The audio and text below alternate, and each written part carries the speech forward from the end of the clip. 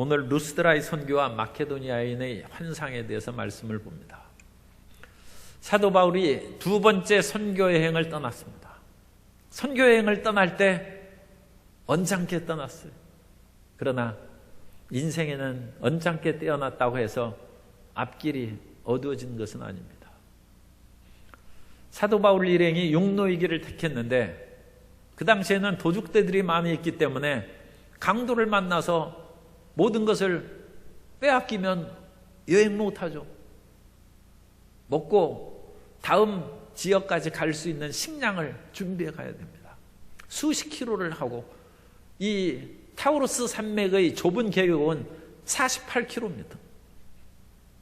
보통 하루에 걷는 길이가 30km입니다. 그러니까 빨리 그 지역을 벗어나야 위기에서 벗어나는데 체력적으로도 힘들 뿐만 아니라 가면서 물도 마시고 밥도 먹어야죠.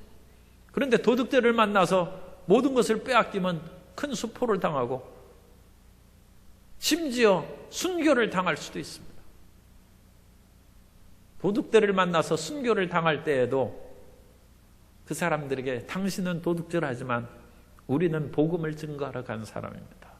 비록 내가 죽더라도 나를 죽인 당신들이 내 대신 이 사명을 수행했으면 좋겠습니다. 그렇게 하고 죽으면 그 도둑이 혹시 변화되어서 선교사가 될지 모르죠. 어쨌든 목숨을 하나님께 맡기고 가는 것입니다. 살면 전도요, 죽으면 천국이고, 또 내가 다른 사람에 의해서 죽으면 그 사람이 회개하고 변화될 것이다. 그걸 믿고 가는 것입니다.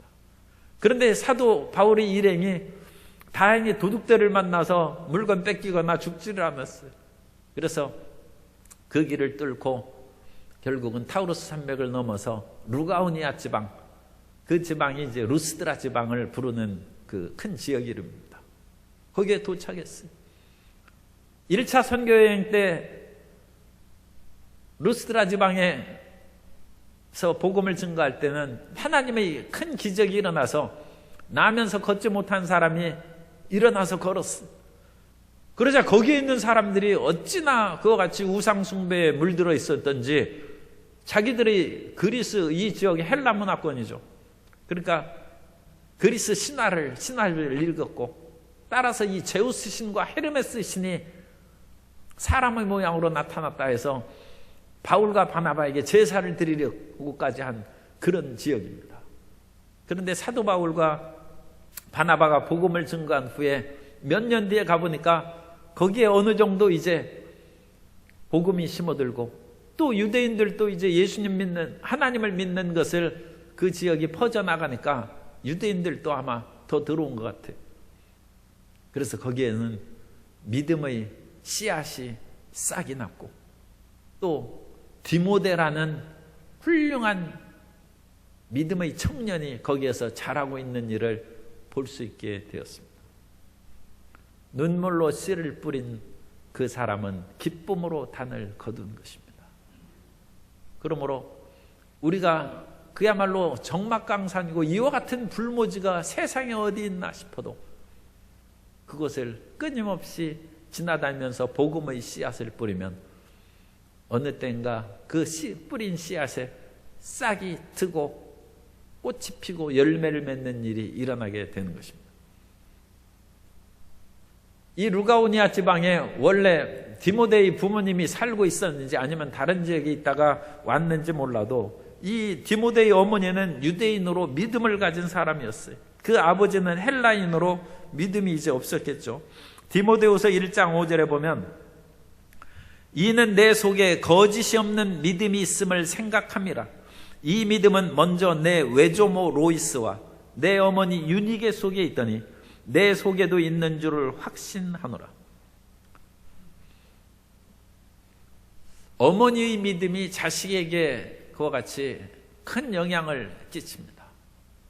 그래서 이 어머니가 젖만 먹일 것이 아니라 믿음을, 신앙의 젖을 먹여야죠.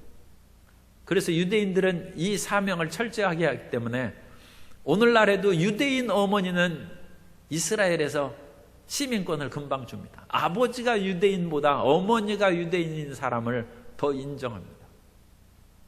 왜냐하면 어머니의 신앙이 자식에게 뿌리를 내리기 때문에.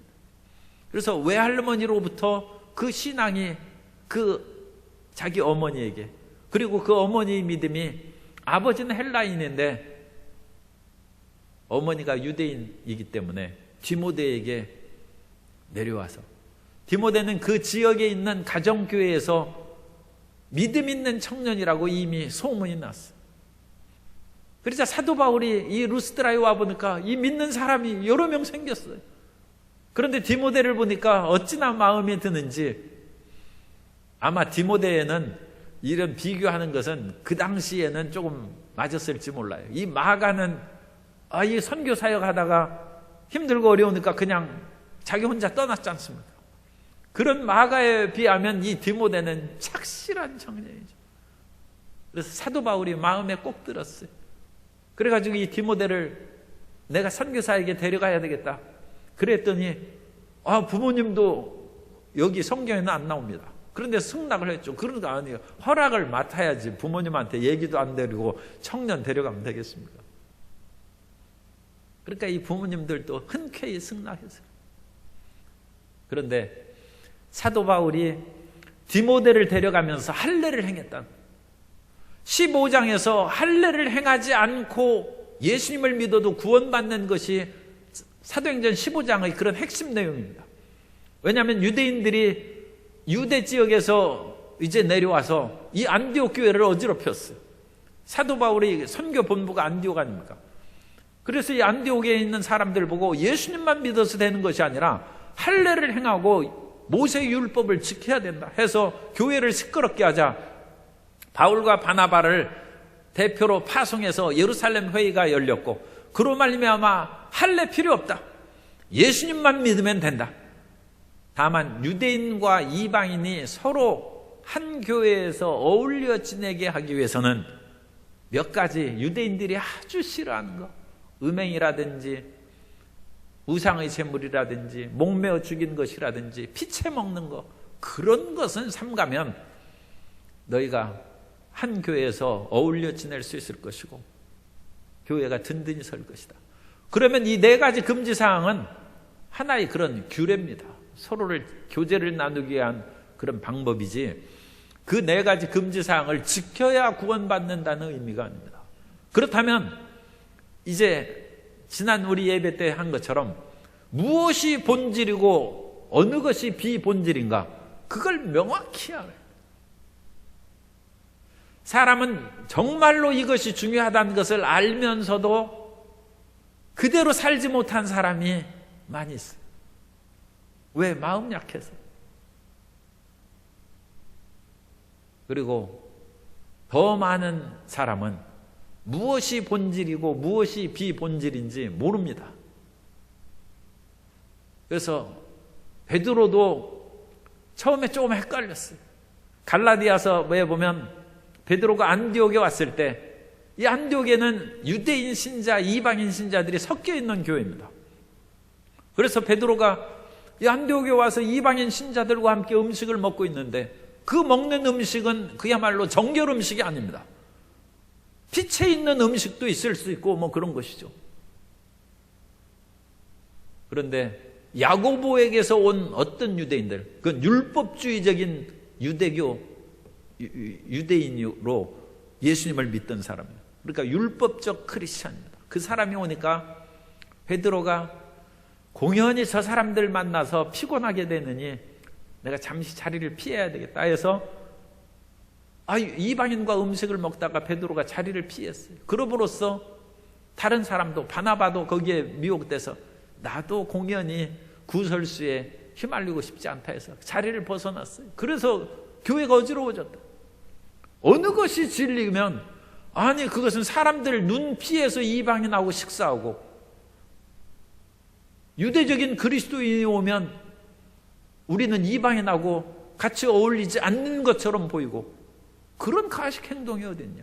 그래서 사도 바울이 베드로를 책망했다고 했습니다.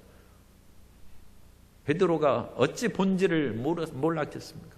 예수님의 직계 제자로서 그리스도를 믿음으로 구원받는 것을 그야말로 뼛속 깊이 알고 있었겠지만 시끄러운 사람을 대항할 수 있는 배짱이 좀 부족했던 것 같아요. 베드로가 우리가 보통 영화나 그런 거 보면 상당히 뭐 수염도 나오고 거친 어부의 그런 모습으로 했는데 그렇지 않은가 봐요. 여종한테서도 그냥 덜덜 떨면서 나 예수님 몰라 그런 식으로 하고 여기에서도 식사를 하는데 깜짝 놀라서 그냥 자리를 피해버립니다. 이 사도 바울 같은 것은 어림없습니다. 그냥 그 사람들이 오건 말건 식사를 했어요. 그런데 이 사도 바울은 철저히 본질적인 신앙을 밀고 나가는 타입. 그래서 내가 유대인들을 선교하러 가는 때도 많이 있는데 이방인 선교사도이긴 하지만 사도 바울의 선교는 먼저 회당을 들르고 그 다음에 이방인에게 선교하는 그런 선교 전략을 써오고 있습니다. 따라서 유대인에게 먼저 갔을 때 이 헬라인이 아버지니까 생김이 좀 틀리겠죠. 그죠? 그러니까 이 디모데가 할례를 받음으로써 유대인과 교제를 나누고, 할례를 받았다는 것은 무슨 뜻입니까? 그 식사법에 있어서도 정결법을 쫓아서 먹고 유대인들이 그 많은 그런 행동은 안 하는 그런 사람이라는 것을 드러내는 것입니다. 그러니까 유대인들이 디모데하고 교제할 수 있고 디모데가 증거하는 예수 복음을 받아들일 수 있겠죠. 사도 바울이 디모데를 그 선교사에게 같이 동역하기 위해서 과감히 할례를 행했다. 할례 받는 그것은 본질이 아닙니다. 그것은 유대인 선교사에게 방해를 받지 않도록 하기 위해서 그 일을 행한다. 오늘날 우리가 확실한 본질을 알고 예수 그리스도를 믿음으로 구원을 받는다는 것을 알면 결코 두려워 말고 떨지 말고 담대히 전진해 나아가는 하나님의 자녀가 되어야 될 줄로 믿습니다. 오늘날 우리가 올바른 것을 잘 모르는 때도 있고 또 올바른 것을 알매도 불구하고 세상에서 살아가는데 너무 그런 진리를 주장하면 안 되지 해서 타협하는 경우가 많이 있어요. 무조건 우리가 사람들하고 갈등을 일으키고 다투는 것이 그것이 능사는 아닙니다. 그러나 본질대로 살아가는 것이 그것이 바람직한 것입니다.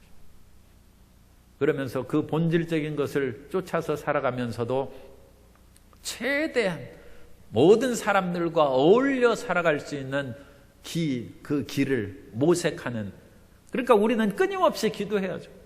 주님, 어떤 길이 최선의 길입니까? 우리는 우리 안에서 항상 최선의 길을 찾아가는 것입니다. 우리는 완벽하게는 안 돼요. 아니, 완벽한 것이 어디 있습니까? 완전한 분은 하나님이십니다. 우리는 우리의 최선을 다하여 그 길로 찾아 나아가는 것이고, 그 길을 가기 위해서 항상 성령님을 인정하고 환영하고 모셔드리고 의지하고 마음으로도 기도하고 또 혼자 있을 때도 기도함으로써 그 길을 깨닫고 전진해야 될 줄로 믿습니다. 그래서 바울이 디모데에게 할례를 행하고 그럼으로써 그 다음에 규례를 또 전했어요. 4절에 보면 여러 성으로 다녀갈 때 예루살렘에 있는 사도와 장로들이 작정한 규례를, 이건 4가지 금지사항이죠. 할례나 그런 거 필요 없고 그냥 이 4가지 금지사항만 지키면 뭐 그것으로 인하여 충분하다. 그걸 이제 전파하면서 그렇게 다닌 것입니다. 그래서 사도 바울이 15장에서 예루살렘 교회에서 정한 것을 지금 무시하고 있는 것이 아닙니다. 그러나 그 본질을 사도 바울이 정확하게 이해하고 있기 때문에 그 규례를 각 성에서 가르치면서도 오히려 반대처럼 보이는 디모데의 할례는 시행했다는 것입니다. 이런 참 지혜와 깨달음이 이 세상을 살아갈 때 저와 여러분에게 넘치게 임하게 되시기를 바랍니다. 그게 빛나는 지혜죠. 실제 삶 가운데 적용하는 참 지혜가 우리에게 있어야 됩니다. 그리고 그와 같은 지혜로운 사도 바울 복음 전파로 말미암아 사람들이 믿음이 참 믿음을 깨달으니까 믿음이 더 굳건해지고 예수님을 믿는 것이 무엇인가를 알고 그 다음에 할례를 받아도 되고 안 받아도 되고 우상의 제물을 먹어도 되고 안 받아도 되고 그런 비본질적인 것이 무엇인가도 깨닫고 참 믿음은 무엇인가. 어떤 사람은 인터넷으로 예배드리면 안 되는 것으로 생각하는데 그런 것이 어디 있습니까? 예수님께서 수가성에서 그 사마리아 여자를 만났을 때 예수님께서는 예루살렘으로도 말고 이 사마리아의 그리심산에서도 말고 영과 진리로 하나님께 예배드리라고 했어요. 예수님 당시에는 구약 성경밖에 없었습니다. 그런데 구약 성경에는 예루살렘에서만 예배드리게 돼 있어요. 그 예루살렘에서 예배드리는 것으로 인하여 종교개혁한 사람이 요시야 왕입니다. 그것으로 인하여 요시야 왕이 종교개혁을 했을 때 성경은 요시야 전에도 후에도 이와 같이 선한 왕이 없다고 극찬한 사람이 요시야 왕입니다. 그 예루살렘이 그 당시에는 유했을지라도 그 본질이 아니라는 것이죠. 예수님께서 그게 문제가 아니라 예루살렘도 아니고 그리심산도 아니고 영과 진리로. 그러므로 본교회에서 예배를 드리는 성도 여러분도 성령과 진리로 예배를 드릴 때 주님이 함께 하십니다. 인터넷으로 예배 드리는 사람도 성령과 진리로 예배를 드리면 그곳에 예수님이 함께 계신 것입니다. 그런데 반대로 교회에 앉아서 딴 생각을 하는 사람은 예수님이 교회에 앉아 있으면 그 사람은 그야말로 마음은 콩밭에 있는 것이죠. 인터넷에 있어서 앉아서 그것만 켜놓고 전화 받을 거 다 받고 가스레인지 켜놨네 그러면서 또 왔다 갔다 하고 그럼 그게 인터넷 예배 드리는 겁니까? 뭡니까? 영과 진리로 몰두해서 예배를 드리면 예수님께서 수가성 우물가에서도 예수님이 현존하셔서 내가 메시아라는 것을 그 여인에게 계시하는 것입니다.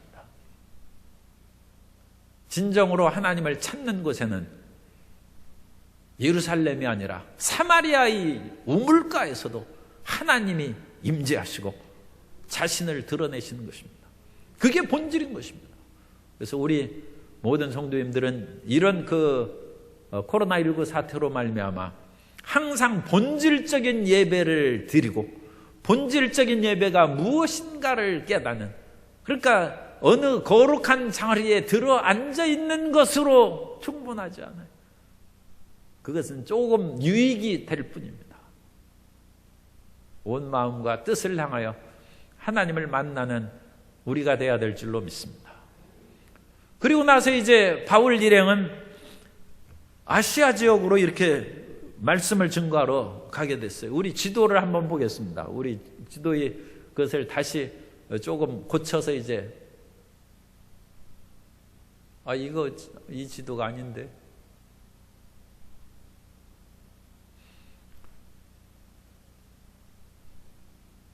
이번에 내가 새로 만든 그 지도 그것을 보세요. 그래서 바울 일행이 이 루스드라에서 북서쪽으로 해서 아시아 지역으로 이제 복음을 증거하러 이제 가게 된 것입니다. 준비되면 띄우세요, 그냥. 그런데 북서쪽으로 아시아로 갈 때, 이 아시아는 오늘날 우리 아시아 하면 유럽과 아시아를 생각하는데, 고대에서 아시아는 터키의 지중해 쪽 서쪽 부분을 아시아라고 그렇게 얘기했습니다. 그래서 그 아시아 지역에서 복음을 증거하려고 했는데 성령께서 그것을 전하지 못하게 하시는 것입니다. 그래서 서북쪽으로 이렇게 가다가 북쪽으로 더 올라갔어요. 그래서 부르기아와 갈라디아 땅으로 다녀서 그 길을 헤매다가 무시 앞에 이르러 비두니아로 가고자 했을 때, 그래서 여기에서 이제 부르기아, 갈라디아, 비두니아 이런 지명이 나오죠. 그래서 오늘날 터키의 서쪽이 아시아고 동쪽, 북쪽으로 올라가는 지역이 갈라디아, 비두니아의 그런 지역입니다. 그 지역으로 막 다니고 그러는데 처음에는 성령이 전하지 못하게 하시다가 7절에 보면 예수의 영이 허락하지 않는다. 왜 보세요? 그래서 루스드라를 찾아보세요. 이게 아닌데, 이 지도가 아닌데.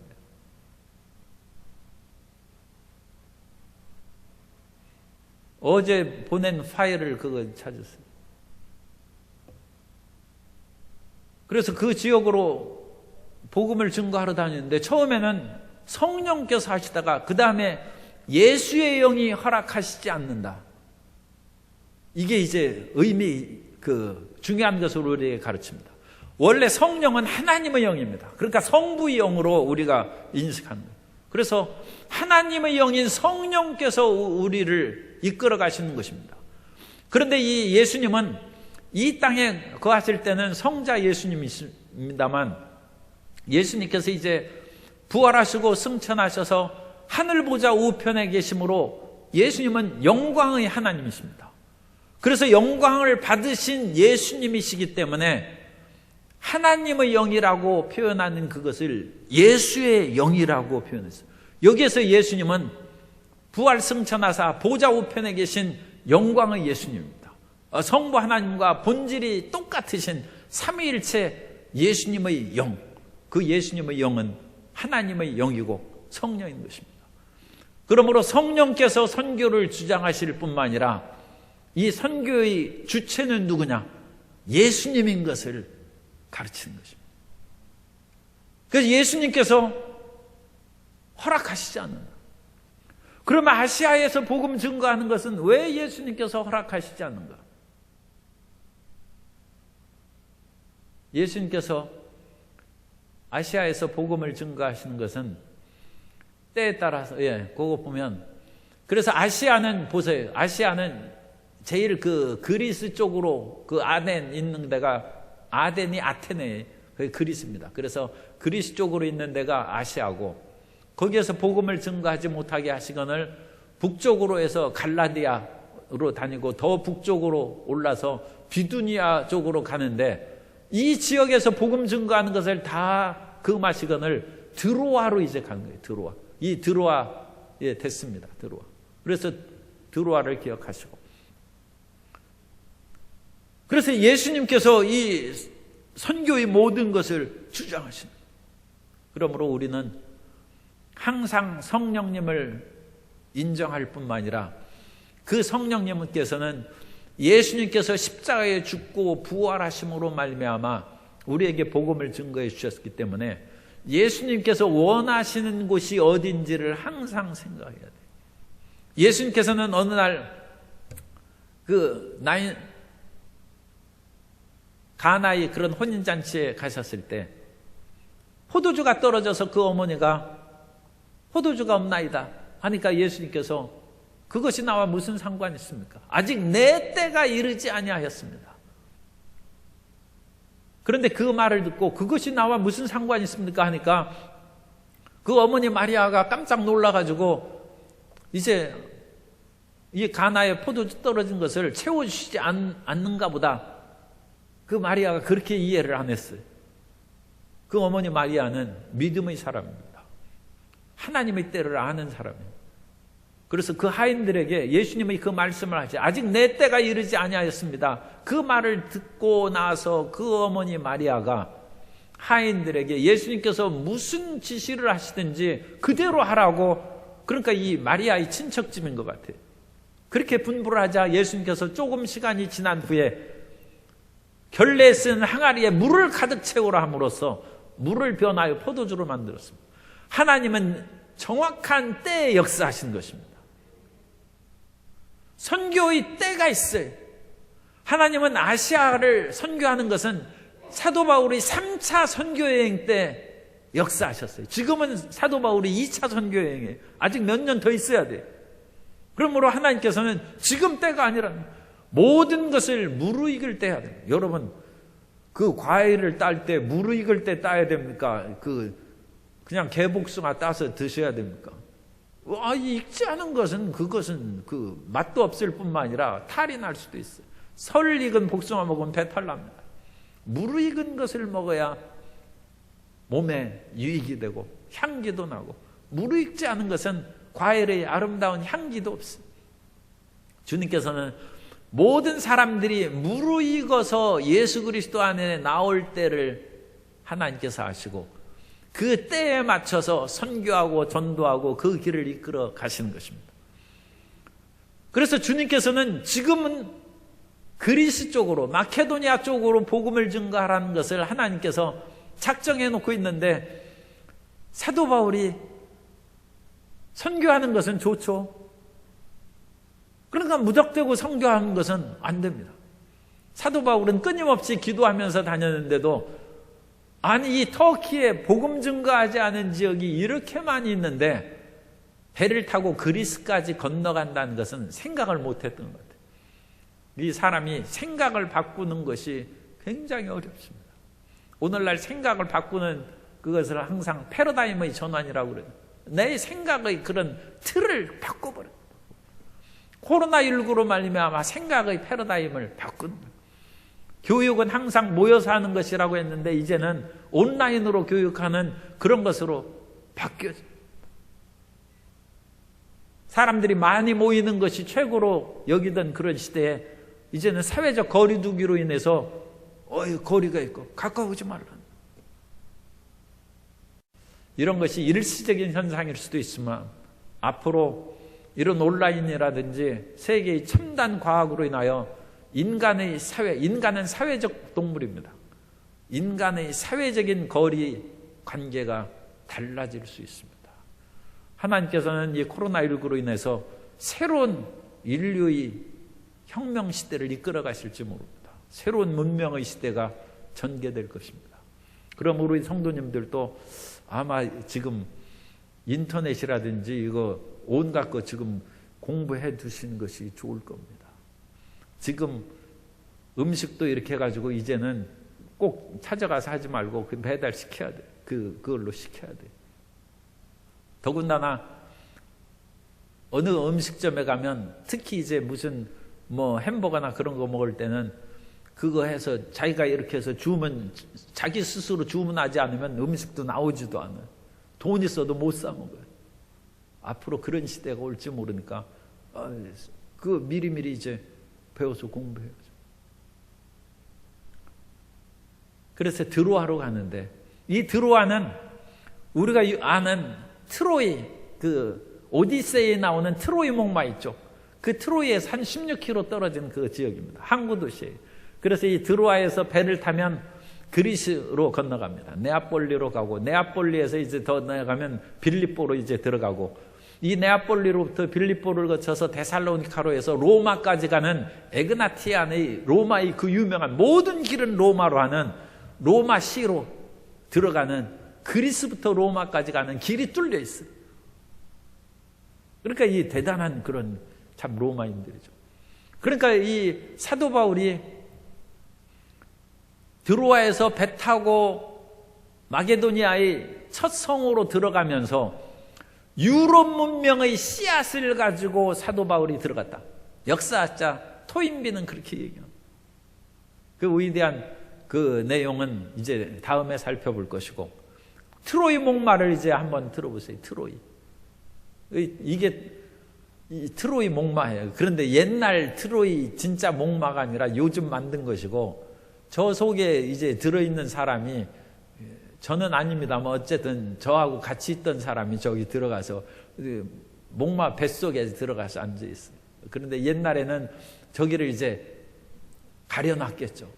그래가지고 트로이 성에 있는 사람들이 야, 이게 무슨 커다란 목마가 있다 해서 성 안으로 들어가니까 저 목마 뱃속에 있던 군인들이 다 나와가지고 성문을 열어두고, 그래서 트로이 성이 난공불락의 성이 함락이 됐어요. 그것이 이제 트로이 전쟁 이야기인데, 그 트로이에서 가까운 곳이 드로아입니다. 트로아스입니다. 트로아스. 우리는 그냥 드로아라고 썼는데 트로아스. 거의 발음이 비슷하죠. 그러면 사도 바울이 이 드로아에서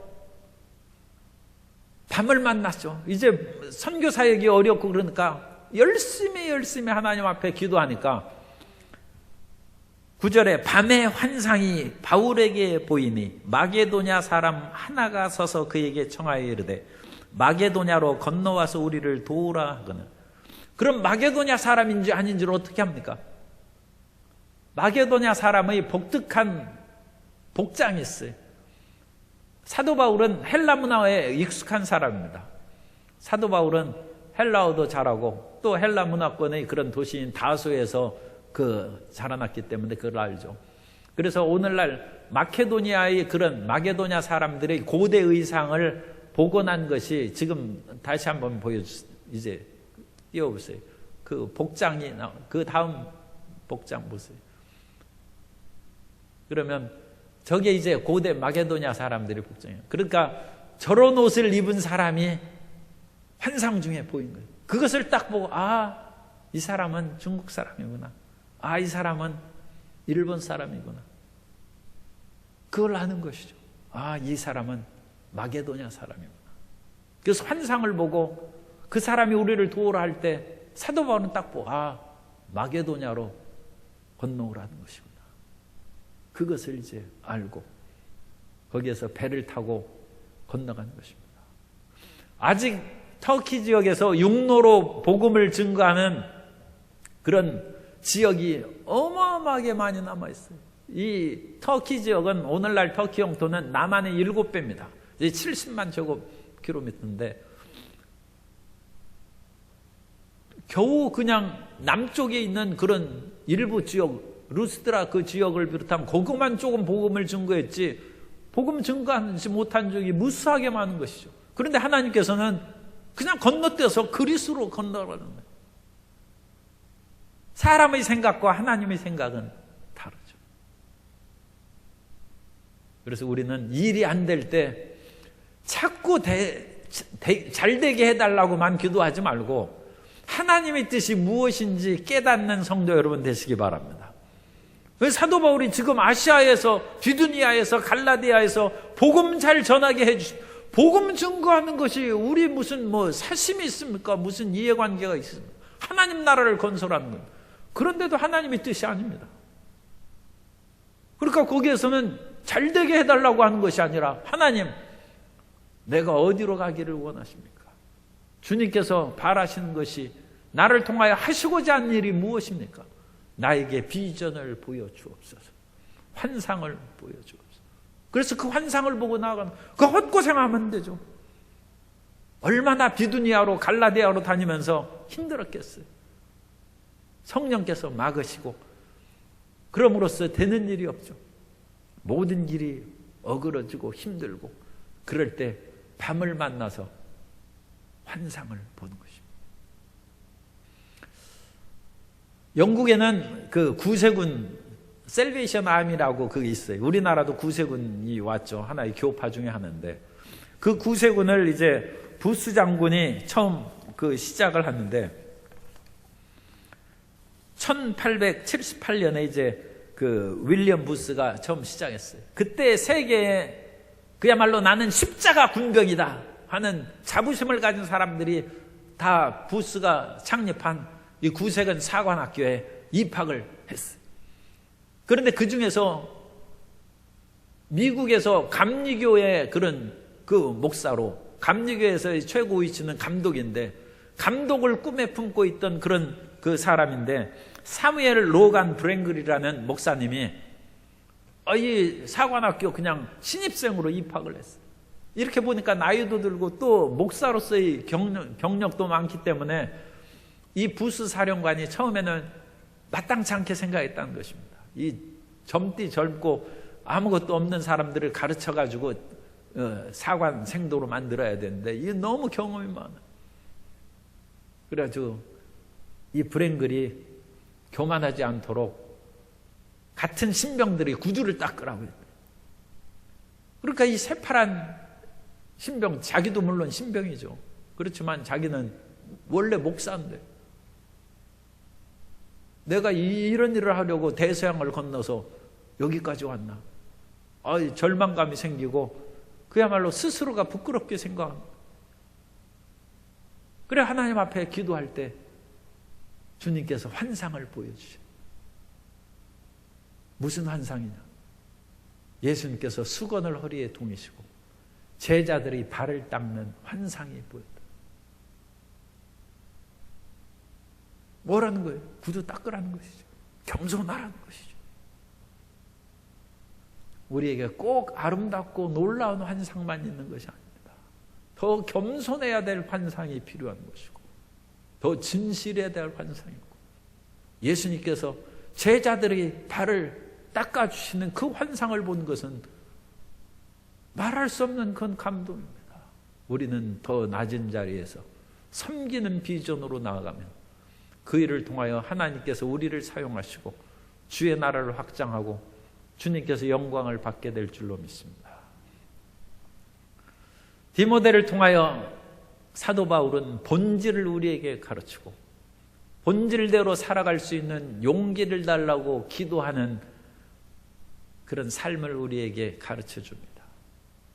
그리고 사도 바울 같은 탁월한 사람도 아시아에서 비두니아로 갈라디아로 여기저기 선교 사역을 그냥 왔다 갔다 하는 거예요. 힘들고 어려움은 누구나에게 있습니다. 그 어려울 때 주님, 내 생각을 하나님의 생각으로 채워 주옵소서. 밤에 기도하여 환상을 보고 그 비전을 통하여 새로운 세계로 전진해 나아가는 성도의 어른이 되어서 주님께서 원하시는, 내가 원하는 것이 아니라 주님께서 원하신 일을 하는 우리 모든 성도님 되시기를 예수님 이름으로 축원합니다.